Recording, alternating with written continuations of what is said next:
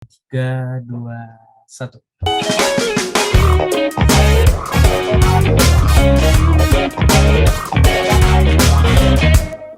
Oke, halo, selamat siang semuanya. Sekarang kita kembali ke PM, Podcast Mahasiswa.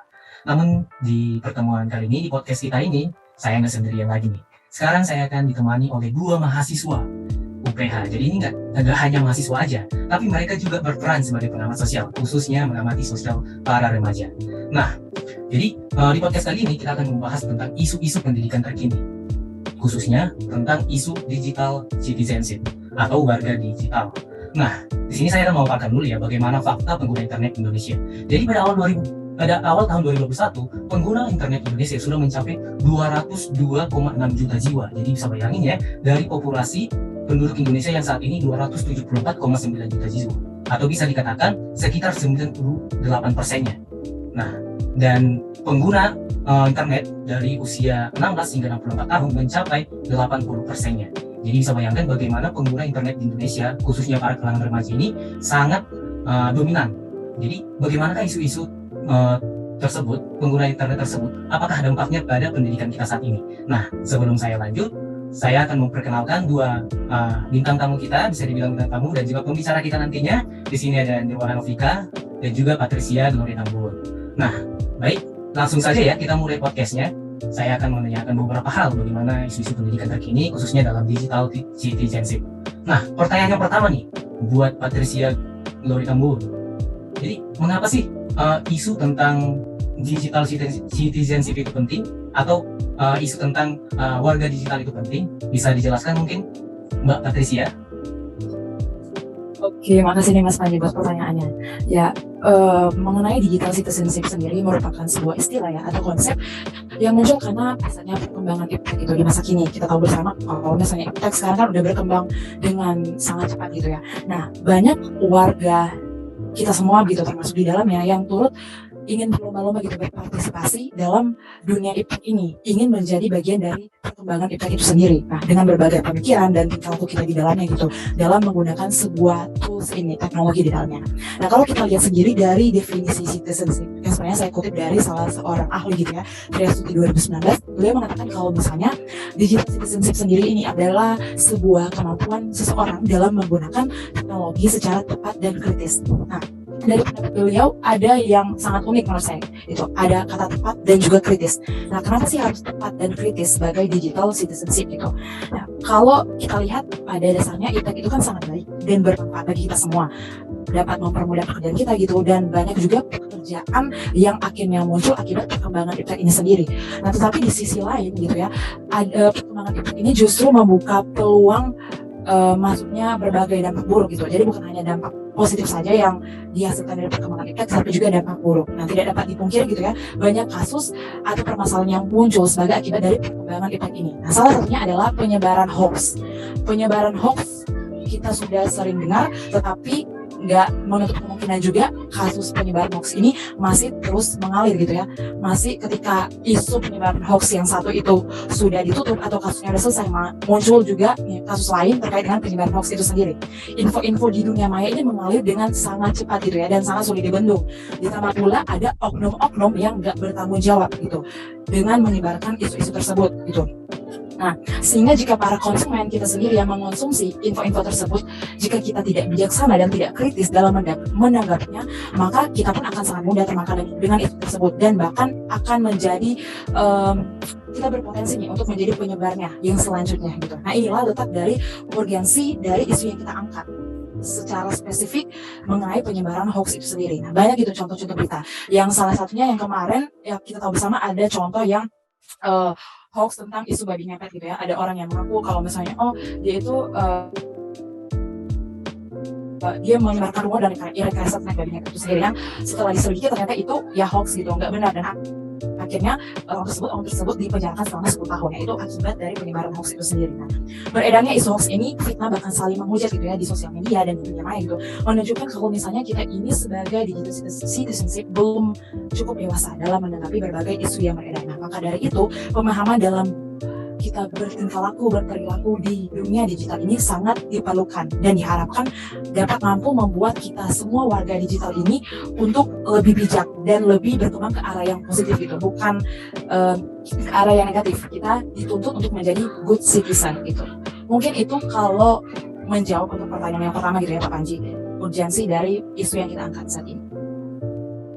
Baik, terima kasih banyak buat Mbak Patricia. Jadi teman-teman tadi sudah mendengar ya bagaimana definisi dari digital citizenship itu sendiri, dan di Mbak Patricia juga menjelaskan bagaimana sebagai pengguna digital citizenship ini, sebagai kita yang berpartisipasi dalamnya perlu menggunakan teknologi secara tepat dan kritis. Nah, jadi di sini juga bagaimana perkembangan teknologi itu tidak hanya berdampak positif, tetapi ada juga dampak negatifnya seperti yang dijelaskan oleh Mbak Patricia tadi. Salah satunya penyebaran hoax. Nah, selanjutnya kita akan membahas yang kedua. Jadi, bagaimana sih isu tentang digital citizenship itu ataupun dampak negatifnya atau penyebaran hoax berhubungan dengan kualitas pembelajaran. Nah, kita akan melihat nih bagaimana hubungannya ke kualitas pembelajaran, khususnya di bidang pendidikan ya. Nah, untuk pertanyaan ini akan saya serahkan ke Mbak Nirwana. Mungkin Mbak Nirwana bisa menjelaskan bagaimana korelasinya kedua hal tersebut. Silakan Mbak Wana. Kalau kita bahas tentang hoax, ada nggak hubungannya dengan pendidikan? Gitu. Ya ada, karena kalau kita bicara tentang digital citizenship, di situ kita bisa temukan banyak sekali informasi. Ya, salah satunya tadi hoax. Kenapa bisa ada hoax? Karena ada sumber-sumber yang tidak bertanggung jawab, gitu.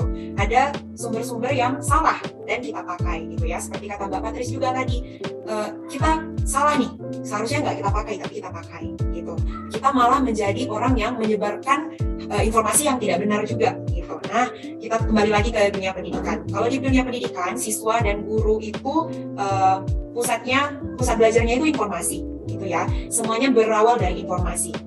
Kita bergerak dari informasi. Guru dan siswa itu menemukan dan mengolah informasi menjadi pembelajaran, gitu kan. Nah, di situ kuncinya. Informasi yang kita dapatkan, yang kita olah itu harus informasi yang benar. Kalau informasinya salah, maka pemahaman kita juga salah. Gitu. Makanya hoax ini berdampak sangat negatif ke dunia pendidikan, gitu. Dan sering terjadi kalau misalnya anak-anak atau bisa kita bilang siswa di sekolah diberikan tugas, mereka lihat aja langsung di internet tanpa memperhatikan sumbernya ini sudah benar atau belum, gitu. Sumber ini terpercaya atau tidak, begitu. Disitulah pentingnya peran guru juga memberitahu ini sumber-sumber yang bisa kalian pakai ya, begitu. Supaya disadarkan media sosial itu sebenarnya baik, tapi penggunaannya harus bijaksana, gitu. Sama seperti kata Mbak Patris tadi, tujuan kita membahas ini itu untuk mendewasakan warga digital, gitu ya, khususnya di siswa dan guru, supaya dewasa dalam berpikir, dewasa dalam mencerna segala jenis informasi yang kita terima, begitu, supaya kita tidak menyebarkan berita yang tidak benar ke orang yang lain, gitu. Itulah hubungannya digital citizenship dengan pendidikan, gitu Mas Panji. Baik, terima kasih banyak Mbak Wana sudah menjelaskannya bagaimana korelasi atau hubungan dari digital citizenship dengan kualitas pembelajaran. Karena memang ya, apalagi dalam online learning ini ya, banyak sekali siswa-siswa itu yang langsung mengcopy nih dari sumber-sumber yang tidak jelas gitu, yang tidak terpercaya. Nah, jadi ini bisa membantu ya, apalagi dengan adanya online learning ini, guru-guru itu diusahakan lebih mengarahkan siswa-siswanya. Tadi Mbak Wana sudah menjelaskan sangat baik, thank you sekali lagi, dan ini nih, kita mau tahu nih bagaimana sih hasilnya, atau mungkin Mbak Petris ya bisa nih menyimpulkan apa sih yang Mbak Petris dapatkan atau amati dari penjelasan Mbak Petris dari yang pertama, terus Mbak Wana bisa disimpulin nggak biar kita sama-sama tahu apa sih yang harus kita lakukan ke depannya misalnya. Silakan Mbak Petris, waktunya saya persilahkan. Oke, apakah suara saya terdengar? Terjelas sangat Oke. jelas. Maaf ya kalau misalnya di sini agak sedikit berisik gitu. Nah, berdasarkan tadi apa yang telah saya paparkan di awal, kemudian juga yang telah dipaparkan oleh Mbak Wana gitu ya, tentang isu penyebaran hoax ini di dalam lingkup sekolah khususnya gitu, bagaimana hubungannya gitu.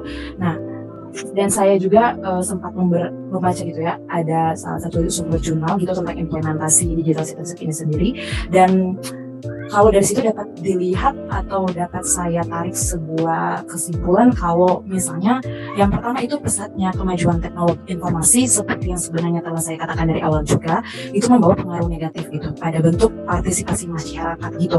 Nah, masyarakat di sini bukan hanya sekadar masyarakat masyarakat secara luas gitu ya. Siswa juga dapat terlibat begitu dengan adanya penyebaran hoax ini sendiri seperti yang telah dijelaskan oleh Mbak Wana. Dan juga ya kalau misalnya siswa-siswa masih dalam lingkup junior gitu ya, yang usianya masih dikategorikan dalam SD kemudian SMP, nah itu kan kita bisa dibilang mereka itu masih terlalu polos gitu untuk mencerna informasi-informasi tersebut. Nah itu bahayanya gitu. Kemudian yang kedua yang saya dapati itu dalam mengatasi permasalahan tersebut gitu ya, pihak sekolah ini perlu berbenah dan perlu cepat tanggap melalui kurikulum sebagai ya salah satu motor penggerak dari pembelajaran itu sendiri gitu kan ya. Karena ketika di sekolah setiap sistem pembelajarannya pasti kan berangkat dari adanya sebuah kurikulum dan juga pengajaran di dalamnya. Jadi kurikulum maupun pengajarannya itu harus mampu beradaptasi gitu dengan kemajuan teknologi yang ada, dan juga mampu juga dalam menangkal isu-isu penyalahgunaan teknologi informasi gitu ya. Salah satu bentuknya mungkin dengan juga kita mengimplementasikan pendidikan digital citizenship gitu ya, yang mungkin bisa kita rangkum atau bisa kita sosialisasikan dalam kita mengajar gitu, khususnya sebagai guru gitu ketika menyampaikan materi. Itu sangat penting dan menurut saya akan sangat membantu gitu kita dalam tanda kutip menyelamatkan para siswa dari isu penyebaran berita hoax ini sendiri. Itu mungkin ya Pak Panji dari saya.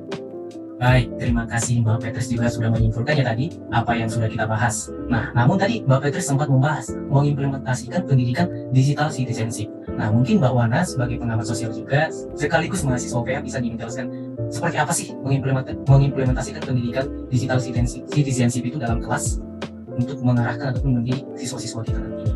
Silakan Mbak Wana. Baik, thank you Mas Panji. Nah, bagaimana kita menyampaikan gitu ya ke siswa-siswa supaya mereka tahu bagaimana menghadapi dunia sosial ini ya, sosial media begitu. Nah, yang pertama itu harus kita kasih arahan dulu. Guru-guru ini harus memberikan arahan kepada siswa-siswanya. Kalau sumber-sumber informasi yang mereka pakai itu harus yang terpercaya, harus ya, tidak ada toleransi. Boleh pakai sumber yang ini deh, gitu. Karena mungkin kalian sulit ya mencari informasi yang lebih dalam gitu. Tidak boleh, harus memang benar-benar terpercaya, gitu. Harus diajarkan dari sekarang, gitu. Lalu mengajarkan cara mengecek informasi. Nah, sekarang kan sering kan dapat informasi kayak di-share ke WhatsApp, atau kita lihat di Instagram, atau di tweet, banyak informasi yang berselebaran begitu. Tapi tidak ada sumbernya.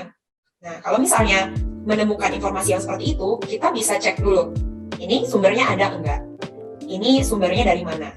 Begitu, supaya menghindari. Kalau misalnya tadi itu pun hoax, ketika kita terima, kita lihat dan tidak ada sumbernya, kita bisa hold. Kita tidak sebarkan ke orang lain, jadi kita tidak menjadi penyalur hoax lagi begitu, tapi kita tahan di diri kita. Bahkan kita bisa bilang sama orang lain, mungkin yang menyebarkan ini berita yang tidak benar, ini informasi yang tidak benar begitu. Lalu kita bisa mendorong setiap siswa itu untuk bersama menyemarakkan ya gerakan literasi digital melalui poster misalnya atau aktivitas pembelajaran di kelas. Kita bilang kalau kita akan menerima informasi dan menyebarkan informasi dari sumber yang terpercaya begitu. Kita bisa gerakan ini juga dari kelas kita masing-masing begitu. Lalu kita bisa menerapkan pendidikan digital citizenship ini dalam pembelajaran yang memberikan pemahaman etika, bagaimana cara penggunaan media sosial yang benar gitu. Itu bisa kita bilang digital etiquette kita gitu ya. Kalau kita misalnya menggunakan media sosial, bagaimana seharusnya bahasa yang kita gunakan bagaimana begitu. Di situ juga kita bisa mengajarkan secara tidak langsung pembelajaran PKN begitu kan. Kita juga secara tidak langsung mengajarkan tentang TIK, ilmu tentang komputer kepada siswa-siswa, dan kegiatan sosialisasi rutin itu di awal tahun ajaran baru itu sangat penting. Kita kasih tahu ke mereka begitu di awal dan kepada orang tua dan siswa-siswa kita bagaimana cara menggunakan media sosial yang benar. Bagaimana kita selaku kita sebagai warga media, bagaimana seharusnya menyikapi informasi dan bagaimana seharusnya kita terjun di dalamnya, begitu Mas Panji. Oke, baik sekali ya penjelasan dari Mbak Wana dan juga Mbak Petris hari ini. Jadi teman-teman pendengar setiap podcast mahasiswa, tadi kita sudah sama-sama mendengar bagaimana sih pemaparan ataupun isu-isu dari pendidikan terkini khususnya dalam penyebaran hoax. Jadi kita sebagai warga digital, kita diarahkan kembali, diingatin lagi, di reminder lagi bagaimana kita menggunakan teknologi itu sebaik mungkin, khususnya di kalangan remaja, karena kita harus memulai dari diri sendiri dulu, baru kita bisa menyebarkan ke orang lain. Nah, jadi saya ingatin lagi bagaimana kita memanfaatkan setiap media yang kita gunakan untuk meningkatkan kualitas pembelajaran dan tentunya meningkatkan kualitas hidup kita. Jadi Jadi tetaplah mendengarkan podcast kita selanjutnya di podcast mahasiswa. Dan saya Panji Purba sebagai moderator dan juga bintang tamu kita Nirwana dan juga Patricia pamit undur diri. Terima kasih, bye bye semuanya.